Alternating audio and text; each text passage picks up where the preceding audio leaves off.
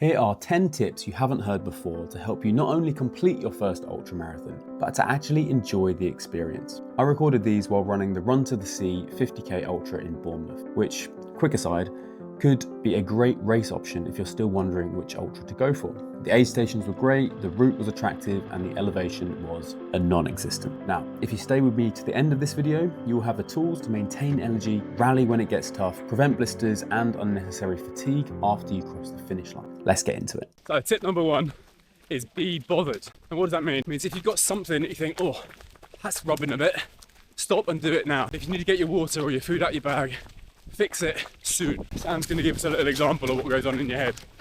So I always have a little debate with myself of if my shoelaces come a bit loose, and I think, oh, am I going to stop? Nah, I'll be fine. And then I go, well, what if it's not fine? What if I fall over? What if I break my nose? And then I think, right, no. The second tip is to have a mental checklist.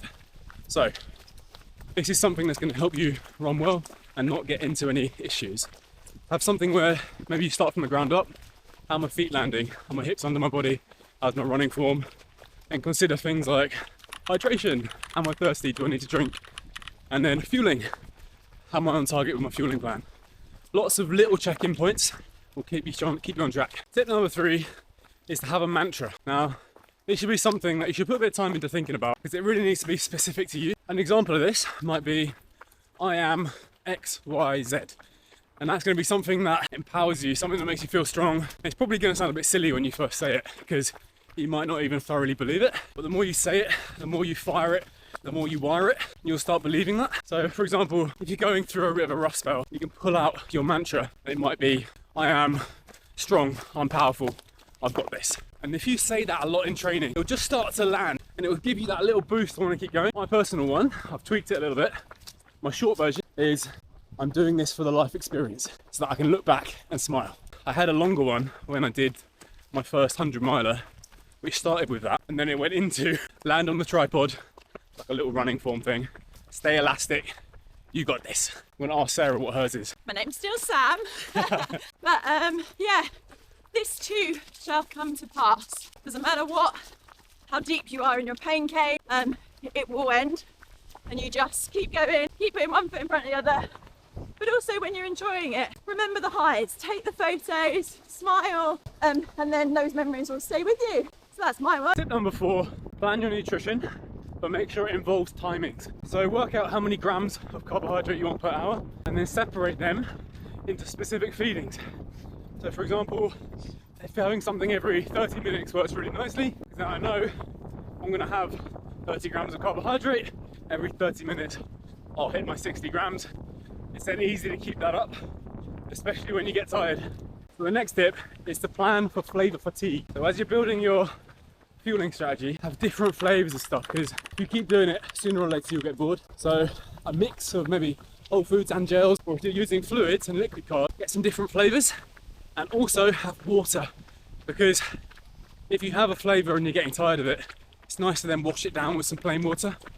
That will really help you actually keep going with your fueling strategy, and that is the important thing for having good energy right to the end. Tip number 6 is a variation on one you would have heard before.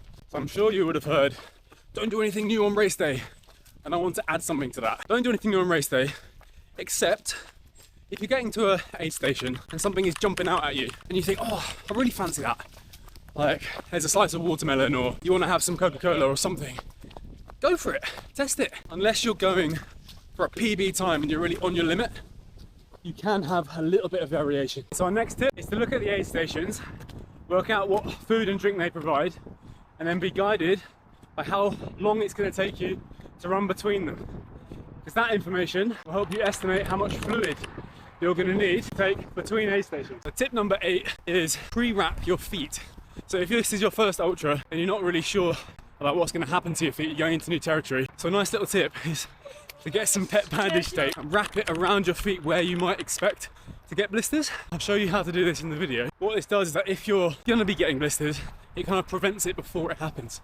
So it's something I always do I've never had issues with blisters. Tip number 9, I'm doing as a voiceover, as the wind on this section of the course was quite aggressive, and earn the right to run light. Now the guys and girls at the front of the pack won't be carrying much because ultimately extra weight decreases power to weight ratio. But if this is your first ultra, do not stress about this. It's reassuring to know that you have exactly what you need. For example, you've got enough fluid even if you're moving a bit slower. You've got the chamois cream, you've got blister plasters, you've got gels that you actually like, or a jacket in case the weather changes. By being prepared, you'll have the right kit to allow yourself to remedy whatever situation or issue arises. Then when you do more ultras, you'll know about what things specifically that you need and what you won't, so that you can make your pack a little lighter. Tip number 10, my last tip, is to have something prepared food-wise or drink-wise at the finish line. So even though you've just been slamming sugar, have something that you're looking forward to, because if you can get in that carbohydrate and protein in that hour after,